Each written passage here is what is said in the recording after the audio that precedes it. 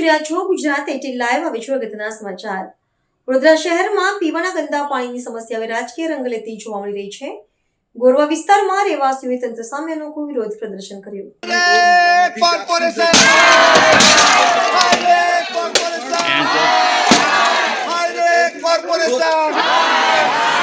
વડોદરા શહેરના ward number 11 હેઠળ આવેલા ગોરવા વિસ્તારની શિવશક્તિ સોસાયટીમાં ઘણા સમયથી ગંદુ અને દુર્ગંધયુક્ત પાણી આવતું હોવાનો સ્થાનિકો આક્ષેપ કરી રહ્યા છે. આ મુદ્દે આજે ગુજરાત પ્રદેશ આમ આદમી પાર્ટીના પ્રમુખ વિરેન્દ્ર રામી સ્થાનિક રહેવાસીઓ સાથે સ્થળ પર પહોંચ્યા હતા અને વિરોધ નોંધાવ્યો હતો.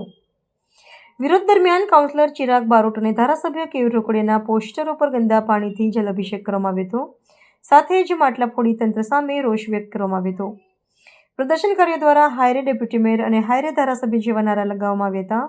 સ્થાનિકોને આગેવાનોએ ચીમકી આપી હતી કે જો આગામી દિવસોમાં ગંદા પાણીની સમસ્યાનો કાયમી ઉકેલ નહીં આવે તો વડોદરા મહાનગરપાલિકા કમિશનર સામે પણ આવો જ પ્રતિકાત્મક વિરોધ કરવામાં આવશે. તમે જુઓ કે આજે આ વિસ્તારની અંદર છેલ્લા ગણેશનગર, શિવશક્તિ અને આજુબાજુની તમામ સોસાયટીઓની અંદર ગંદા પાણી આવવામાં આવે છે.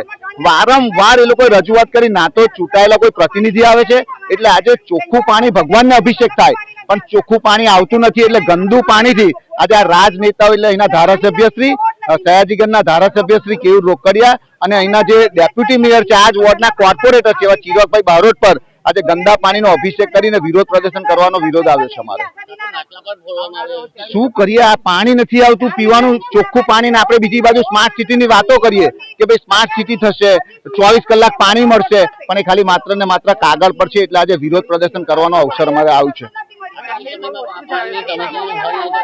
આગામી દિવસોમાં જો પાણીની સમસ્યાનો હલ નહીં થાય તો આ જ મોરચો કમિશનર સાહેબની ઓફિસે જઈ અને કમિશનર સાહેબ પર પાણી ગંદુ નાખીને અભિષેક કરશે. અમે અમારા એમએલએ, અમારા ધારાસભ્ય પર ગંદા પાણીનો અભિષેક કર્યો છે, માટલા ફોડ્યા છે. અમારે ગંદુ પાણી એટલું હદનું ગંદુ આવે છે કે તમે નાહવા લાયક નથી. પીવાની વાત તો બહુ દૂર થઈ ગઈ, નાહવા લાયક એ પાણી નથી. અમારા એરિયાના કોર્પોરેટર કોને, અમારા હાઉસિંગ બોર્ડના 450 મકાન છે. એક વ્યક્તિને પૂછો 450 માંથી કોઈને ખબર નથી કે અમારા કોર્પોરેટર કોણ છે. જ્યારે પાણી ચોમાસામાં ભરાઈ ગયું ઘર ઘરમાં, લોકોને એટલું નુકસાન થયું, અમને પૈસા નથી મળ્યા. પાણી ભરાઈ ગયા એના પૈસા નથી અમને મળ્યા. ગંદુ પાણી છેલ્લા 6 મહિનાથી આવે છે. કોઈ કોર્પોરેટર, કોઈ ધારાસભ્ય, કોઈ આવતું જ નથી હાઉસિંગ બોર્ડમાં. તો હાઉસિંગ બોર્ડ એટલું ગંદુ છે તો તમે વોટ લેવા કેમ આવો છો હાઉસિંગ બોર્ડમાં? 450 વોટ છે અમારા હાઉસિંગ બોર્ડના. સોસાયટી વાળાની એક તકલીફ નથી, નથી રોડની, નથી લાઇટની, કે નથી ગટરની, કે નથી પાણીની. તો હાઉસિંગ બોર્ડ શું છે? કચરો છે. પાણીના જગ તો ડેલી લોકોના ઘરમાં આવે છે. એટલા બધા હાઉસિંગ બોર્ડ વાળા કેપેબલ નથી કે રોજ પાણી વેચાતું લાવીને પીવે. તો પાણીનો વેરો કેમ ભરીએ છીએ અમે? રોજ જો જગ લાવવા પડે તો પાણીનો વેરો અમે કેમ ભરીએ છીએ?